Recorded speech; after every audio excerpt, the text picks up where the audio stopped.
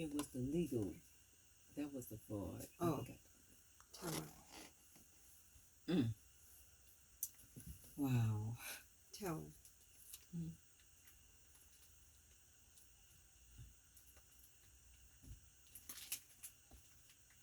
Mm-hmm. Wow.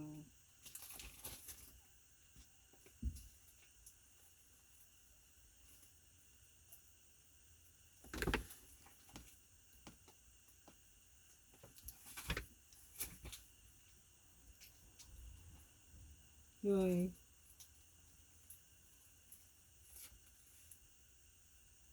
Right. Right.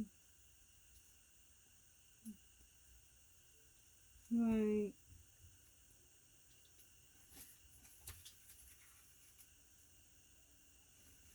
Mm-hmm.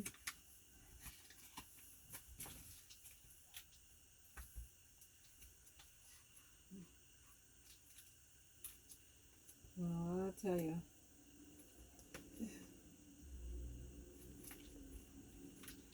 Mm. Right.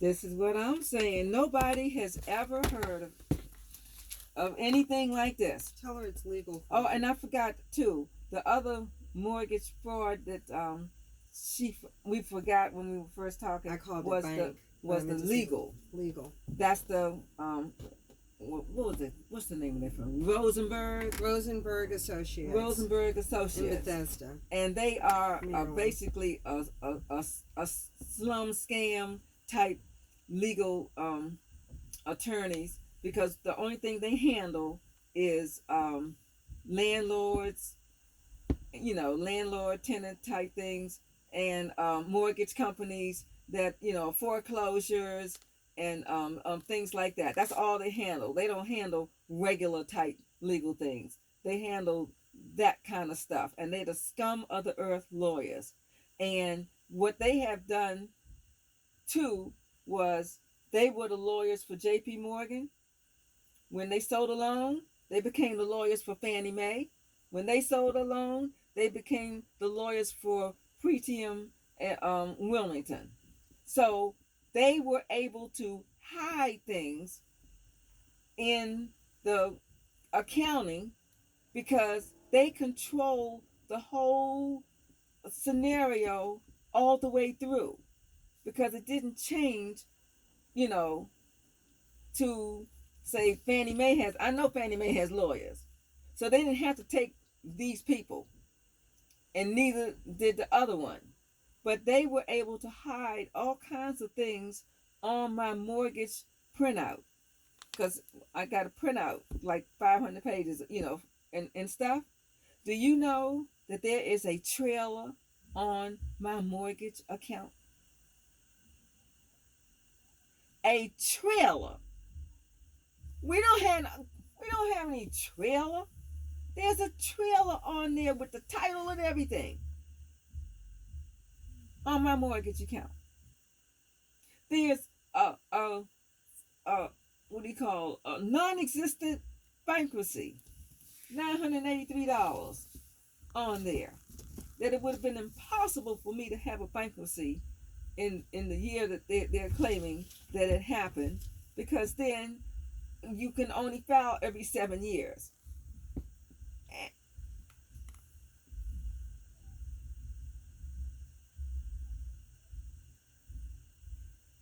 No, your mortgage. You can, your mortgage payments, all your, everything that they've ever done, your whole mortgage payment from the time you start until whatever. Right. You can have a printout of all of your mortgage history. And if you go through it line by line, you know, like I was doing. Go ahead, I'm sorry. Oh my Lord. My credit report is like you wouldn't believe. It is so terrible and so bad. It looks like I paid nothing at all for 8 or 10 years.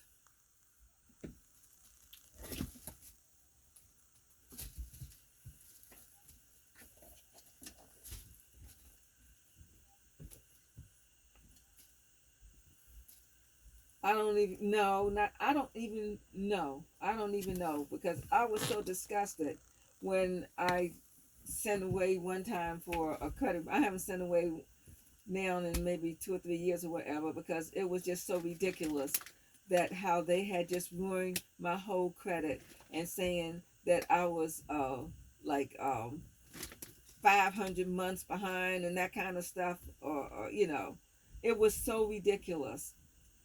And the judge allowed this to happen, Judge Robert J. Rigsby. Stop it! Hey, wait a minute, hold on. Hello? Hello? Oh, that was a cat crawling across the phone. Okay. All right.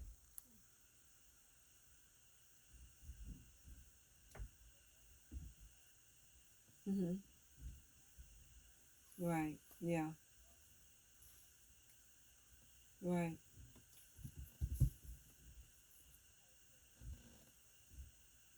Mm-hmm. No. Mm-hmm. Well, well, I've been fighting them. I've been in court since 2010 with all of these people. I have been fighting them all of the way. They have done everything. In fact, this last one here, after they wrote a letter to State Farm corporate offices, and because I had filed for bankruptcy and I had, and then you know how you get an automatic stay, um, where they can't do anything. This Right. is as dirty as it Well, gets. what they did was they wrote a letter to State Farm Corporate dirty. and told them that my house was vacant and abandoned. And State Farm immediately canceled my insurance and sent me a letter saying we don't insure vacant and abandoned properties. I had to then go down to, again, the Department of Insurance Security and Banking, that's DISB, down there, for the district there, and have a hearing because they wouldn't even you couldn't even talk to anybody um, since my house was vacant and abandoned. And so then I had the hearing, and of course they knew that my house wasn't vacant and abandoned, and reinstated my policy. And these people were so bold, they didn't even care. They Did it again. did it again. Dirty, dirty, dirty, dirty. Did it again. Dirty Cancel my insurance. Dirty as you can get, and nobody protected And us. nobody protected me. And with the Department of Insurance Security and Banking should have done something to them. Did nothing. Only and cared they about did them. nothing at all We were to nothing them. to them. And that was not the first time that I went to them because, as you know, they control all of the bankers, mortgagers, lenders, pawn shops, anybody that's dealing in, credit unions, whatever.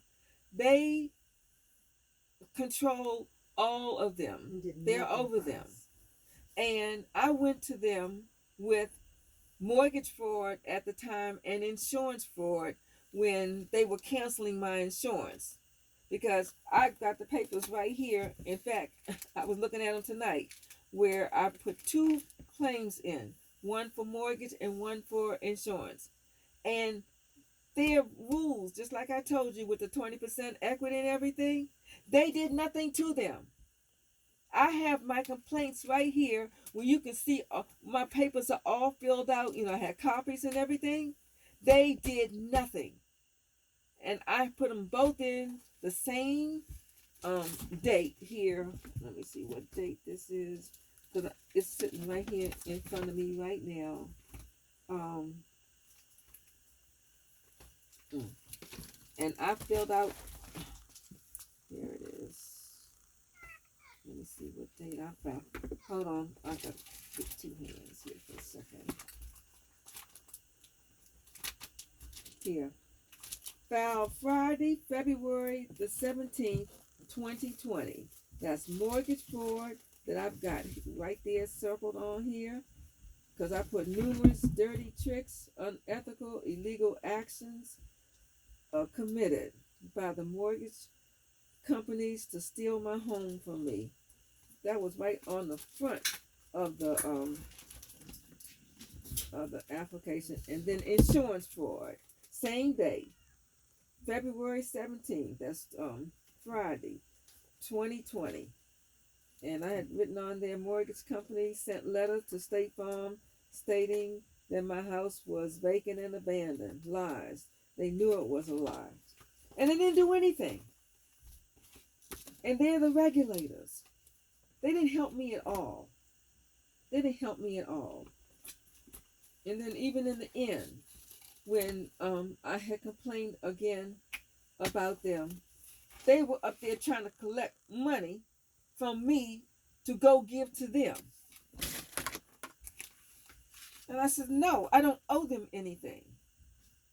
And they lied and told me that the question that should be asked is, why did they do nothing? Why did they allow this to happen? Right. The spotlight needs to be put on them as to why they would let illegal things happen that they knew were illegal. They were given, complaints and notices, They should be sued, and the spotlight should be put on them. And plus, I had called them even before then, talking to people down there and complaining. What's their end game for allowing this to happen to you? And there's a guy down there named Idris.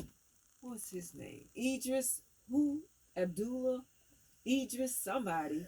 And he's around there. He's around Washington, D.C., giving homeowner,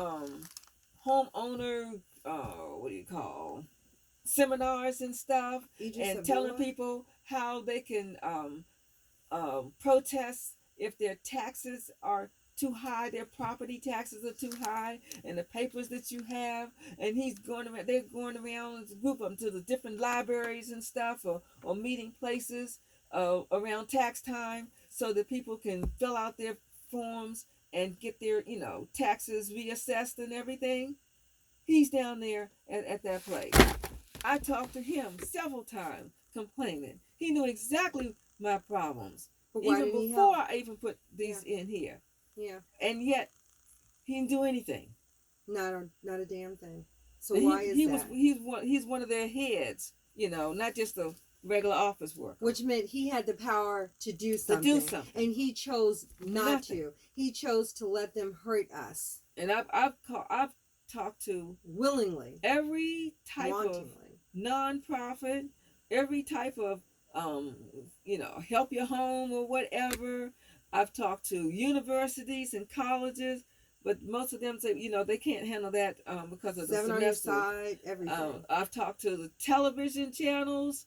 I've talked to several different council members, the mayor's office. I've talked to list of bread for some the city, of the legal aid for senior citizens. Of course, legal aid for the elderly, bread for the city. These CDCs and Rise stuff Up. Like that. Rise Up. All kinds of, all of them. You name them. All over everywhere. Big pro bono I've law talked firms. To pro bono. I've talked to big law firms that have the pro bono programs. Well, actually, the mayor made it so that if you're making so much money, you are supposed to donate so much pro bono time, regardless of your firm, in D.C.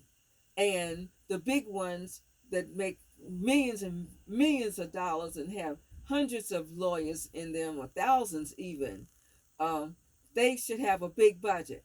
But I've called many of the biggest firms around, and Williams and Connolly did us the dirtiest. Either they tell you it's a conflict of interest, or we don't handle that type. We it might be other, it's more than just mortgage or whatever. They might be consumer, or they might have litigation for criminal or whatever it is for their pro bono department. And I've had others tell me, no, we can't take anything like that because they would take up most of our pro bono money on one case, so we can't do that. I have I have other lawyers, like I say, I've called to, you name it. I've called some, and then 2 or 3 years later, I'll be calling them again and things like that. no one For love of money. anywhere. Yeah, even Bread for the City told me, you're taking up too much of our time. Don't come back. And they would hate to see me coming in there because they only came to Southeast there once a month for their free clinic, and I would go, and I was trying to get them to help me or suggest this or that or whatever, and they just hated to see me coming. To find they just told me don't come no more. you know, Legal aid for the elderly. We talked to them, and the woman was sort of short. She wasn't even interested, and she didn't like the fact I asked her, did she have any experience in anything like that? And then when I met some other workers from Council for the Legal for the Elderly, they told me that they would look into it. Well, I got a letter from her stating still have the letter. I have a letter on the letterhead for the Council for the what do you call it? Elderly. For the elderly there on the letterhead. I told you that we weren't helping you, and don't go behind my back to other offices asking for help. After that, it was such a nasty letter, and I still have it. I still have it. You can't even imagine what some of these uh, places and how they've treated me, or I've tried to get help and everything. So I had to do it myself when they could help, and they could have made a difference. I didn't have any money, and they chose not. And anything. Then there were lawyers who who lied and said we never went to them, and my mom had to pull up all the correspondence. Outright lied. One named Brian Lee, and he said, if you had come to me years ago, I could have helped you. And then my mother said, I recognize that name. Right. He did. I did go to him, and he said, right. I pulled she out didn't. letters. I even wrote him. Even after his conversations, and I wrote letters asking him to help me. And he just shut up after that because he said she's lying. I've never spoken with her. I don't know who she is. We've never corresponded. And then my mom pulled up all their emails. Right. And Williams and Connolly, we talked to them because she's seen me talk to them 2 or 3 hours or more in my bedroom, and told me that I had to have a Bread for the City recommendation, a nonprofit from Bread recommendation. Well, guess what? Right. We finally talked to Bread for the City and went down there in person because he just kept saying, no, we can't. That's the only way we can take it. I said, well, can't you call? Can you do something, to help me? Because they didn't want to give us the recommendation. They didn't want to give it to us. So finally we went in person. And when they called him up, he said, I don't know who that is. I never heard of them. I've never talked to them before. And my mother's and tell them what you said. You said if you weren't here with me to hear him say this, nobody would have believed me. Nobody would have believed me. And she was right there in the room. And my mom said that because she said, I am so glad that you were here to hear him say this. Yeah. And I was stunned. And all the time that they spoke. AARP, will they give you like an hour with a lawyer and he'll call you up? Well, their lawyer spent 40 minutes trying to get $5,000 out of me. Just tried to cheat her. Instead of answering the questions, they said, well, we can give you some legal help for an hour over the phone, and you can talk to a lawyer. That's how scammy they are. He spent like 40 minutes trying to get $5,000 out of me. See, they're only out for themselves. Every last one of those legal aid people are out for themselves. They're only helping you when the limelight is shown on them. Other than that, and there's what's that one called? Manna? Isn't there one called Manna up off of Rhode Island Avenue? Do you know which one I'm talking about? Tell her about it. It's a nonprofit called Manna, M-A.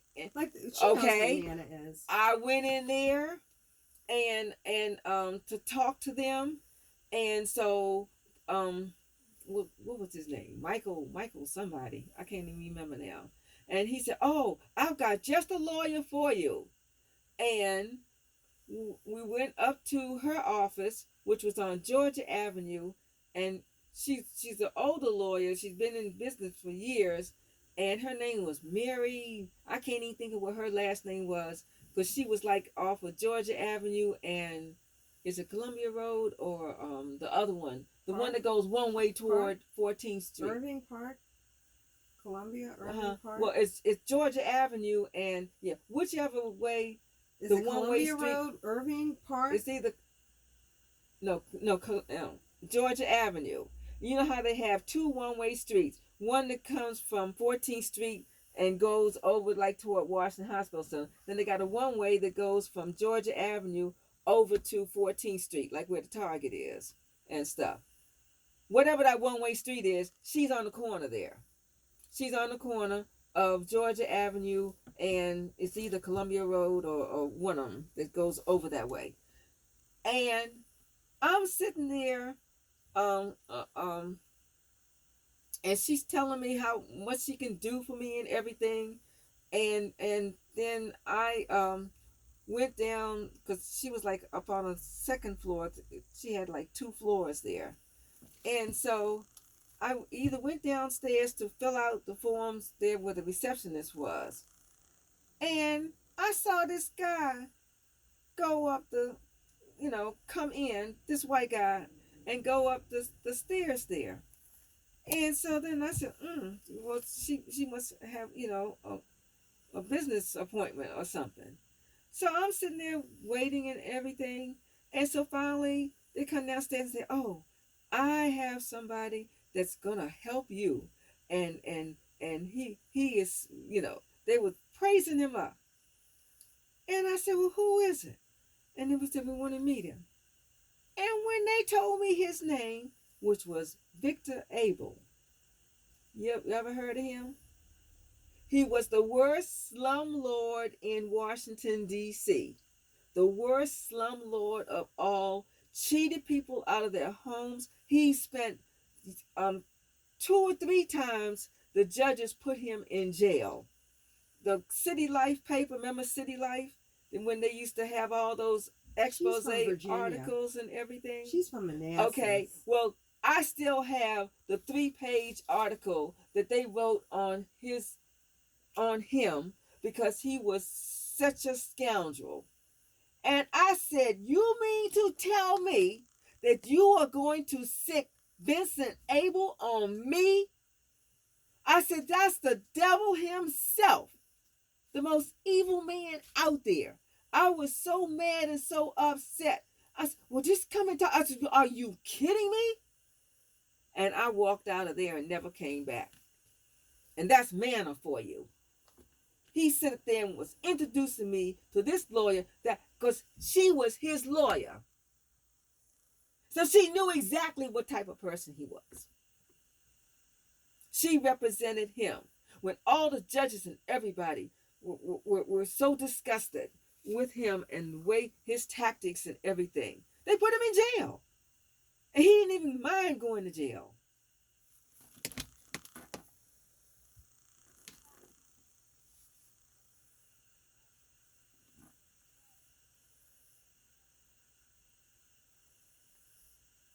Yes and no. Yes, I did. But she's more interested in big things. Who? And always has been. Who? Eleanor. Oh, Eleanor Holmes Norton? Yes. Ignorton, who will ignore you in a minute? Yes. She's not interested. She doesn't even do anything for the residents. No, she doesn't even do anything for the residents. Why they keep voting her in, I don't know. In there. I have no idea. They just must want to give her a nice paycheck every year because she doesn't do anything. They can't wrest it out of her cold, dead hands. I met her one time, and she just ignored me. And I just came up to say hello to her. Never did that again.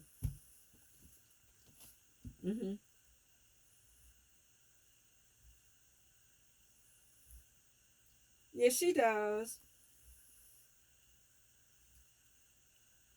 She's rude and she's cold. And aloof.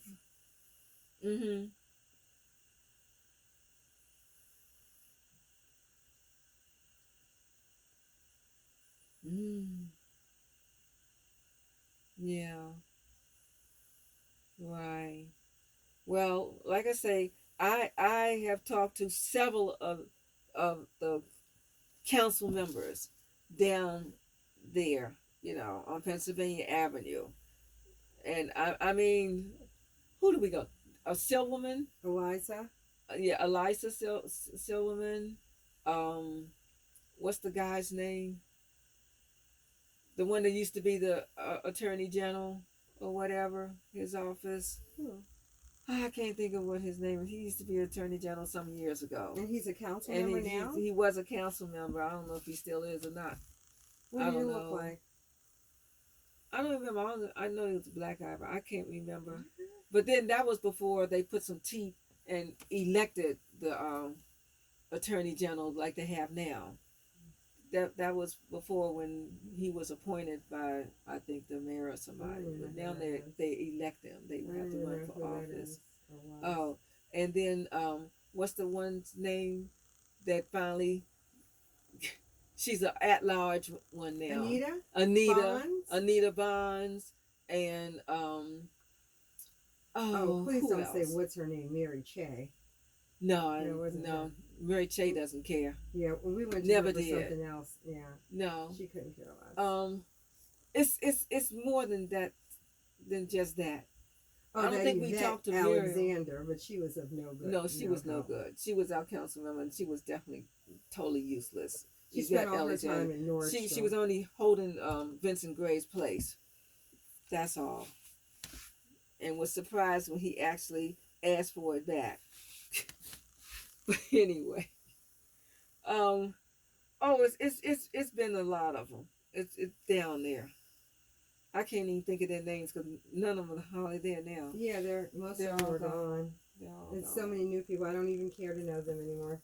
It's not even worth my time. Yeah, that's who I was told to talk to. Rancine, Carl Rancine. Yeah, right. Yeah.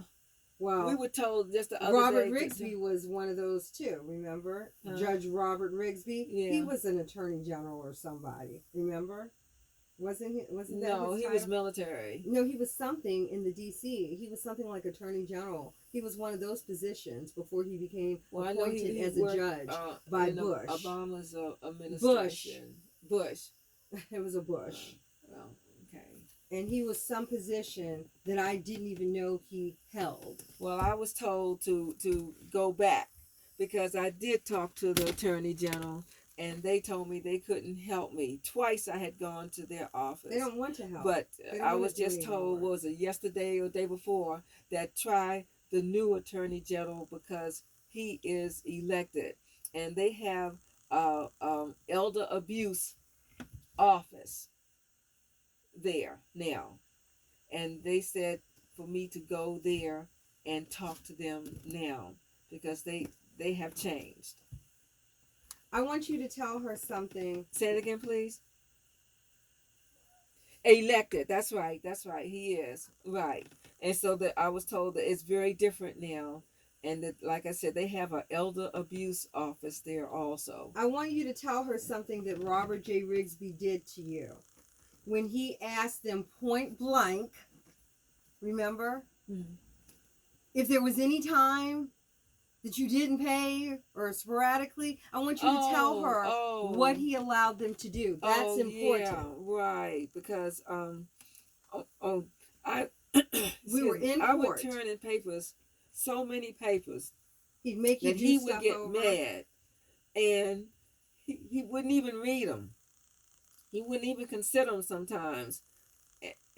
Right, and he just would listen to the lawyers and wouldn't pay me any mind at all. Cut you off, ignore you. Cut me off, ignore me. Stop you from putting anything on the record. Yeah, and then just like one time when I had put papers in the box there when you first come in, the Superior Court there, and you can put your papers in the box and they stamp them and take them on up to room 5000 there on the 5th floor.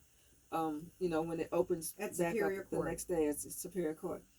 And for some reason or another, they lost my papers. Somehow. And he accused me of basically lying and accused me of not turning in papers and just was stalling. Do you know that I had to go and get a subpoena? First of all, I had to find out who was in charge of the cameras down there. When you first come in. and then went to their office and talked to them, and then they said, well, we don't know if we really have it because these a lot of things are on a loop almost, or we change them over like monthly or whatever. I had to get a subpoena and subpoena the tape in order to give it to the judge. Because called you a liar. He called me a liar, basically. And I had to subpoena them to make sure I had that tape. And they gave it to me on a CD. You know, one of the little CDs there. And he was so surprised. Because then it showed, just like I said, me in my long white full-length down coat on that I had because it was very cold. And I walked in there, and it showed me walking in there with my long white coat on. There was no mistaking. Putting them in the drop box. Putting it in the drop box. Right there. I want you to stamping them and putting them in the drop box. I want you to get back to that other lawyer. And then he and like I said, he would make me do papers over. How you expect me to read all of this? You know, what you want me to do with this? And one time, I can't even make out what this is. Do it over. He could make it out. It was just making and he made me do for another hearing. Right, because it was put it off. Most of it was like where I had put payments on the page. He didn't want to look at the payments, and so right. he just said he didn't want to look at the payments. So that way it would be on another court hearing at another time. And one time I just asked him point blank in court because he was talking. I said, "This man hasn't read anything of what I sent in," and I just asked him. I said, "Judge," I said, "Did you read my motion?" And he looked down and he said, "Yeah." And I knew the minute that he paused and looked down and wouldn't even look at me when he said yes, and he said in such a low voice, I knew he was lying. He's a liar. I knew he was lying. Shiloh Baptist Church liar. And then he sat there and like I said, those other lawyers just said all kinds of things. They lied. They misrepresented. Then they told him, oh, she didn't make payments. She only made payments sporadically. Say how he asked it. We were there in court. He asked them specifically. Oh, he asked them specifically about my payments and how I made them. And they told him that I didn't make payments on time or regular basis, that I only made them sporadically. And they used example the times that they held those checks for 13 times, 21, 26 times. Right. They used those examples when they cashed them cashed them in. Not when you paid them. That was only when I paid them. Yes. And I turned around and I said, Judge, that is not true. They're lying. I said, because I said I did not pay sporadically. I said they only took it sporadically. I said, there were payments every month, as you can see. And I showed you all my payments, all my receipts, and all my letters. But he refused to look at it. I had like 75 or more letters from the bank showing each payment. And he wouldn't look at any of them. And you're going to tell me that's not proof? When you can see month after month, the bank has sent me back on their letterhead how many payments. The case should have been closed right then and there. And whatever. And he refused to look. And you're looking at years of payments that they had to send in. It was like about 75 letters in with all the rest of the stuff. This is how dirty this judge is, how corrupt all of my monthly payments, each from 2010 on, he got each year's worth of payments copied, showing we never owed a dime. Where he could just look. This is January, February, March, April, May, June, July. We never owed a dime. All the payments were right there. Never owed a dime. All of my insurance, every single month, there was your payments and everything. All of my taxes, every year, twice a year. All of that. And he would always say he couldn't read it and wasn't going to, and refused to ever look at it. And when you have all of that information he's a sitting up there in front of you, and you don't want to read it or whatever, because everything I said was right there. He didn't even have to go look for it.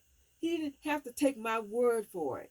It was all sitting there in front of him in a motion or whatever, that here's all of your evidence. Here's all of the paperwork, everything. And everybody's watching, and nobody's helping, and everybody let it happen. That's how corrupt this city and this government is. Now, if I didn't have it, and I just said, well, I'll get it, or I'm going to try to see what I can do, or can I have a forbearance, or can I have a modification, or can you give me a little time, or I'm trying to borrow some money, I couldn't pay right then and there, I was sick, whatever kind of excuse. There was no excuse. I'm telling everybody I don't owe anything. All my taxes are paid. All my insurance is paid. All my mortgages are paid. I don't owe anything at all. That's all I would say. Over and over and over again to anybody that would listen. Anybody that would listen. Any and everybody. And to the judge. And nobody cared. And yet, I'm owing more than I even borrowed. And paid on it for 30 years. And had 10 more years to go. Over 95% equity in your home. Ruined our credit. Ruined our excellent credit. Both of us had excellent credit. We had excellent credit. One time I had 13 credit cards. And who knows how many 13, I had. And she had even more. Got my minivan, walked off the lot with my minivan financed by Chrysler. Sure did. That Mitsubishi TV was $8,000. Mm-hmm. Walked right out of it because our credit was excellent. Didn't have to put anything Didn't have down. to do nothing. Had excellent credit. And they ruined us. Everything. Ruined us. Everything. Ruined us every which way they could. So we couldn't even borrow money to even get money to get a lawyer or anything, because they ruined us and took our credit. They brought us to our knees. I couldn't even go to a loan shark. Couldn't even get a loan shark because they ruined us and enjoyed doing it. Yes. And nobody would help us. Everybody turned their back on us. That's those lawyers. That firm. Every agency turned their back on us. Everybody. The mayor's office wouldn't even call me back in the end. Wouldn't even call me back. And I'm begging, I'm going, we're your citizens. We're tax-paying citizens that vote. Please don't do this to us. Don't take our house away. We don't owe any money. Please don't make us homeless. You say you don't like the homeless. You don't want people to be homeless. Why are you making us homeless? And I've been living here 73 years. Now I have to leave. No, we don't. I'm not going to. How many people do you know live in a house 73 years? Very, very few. Oh, Tavara. Very few. Tell her how when they separated us and they had us in both courts at the same time, and they refused to put you on the phone and they put you on mute, and so the judge ruled against us. Mm-hmm. Tell her how the judge ruled against us because they wouldn't take you off mute. Wouldn't take me off mute. It's just been tell one her. thing after another. Tell her. She heard you, darling. They wouldn't.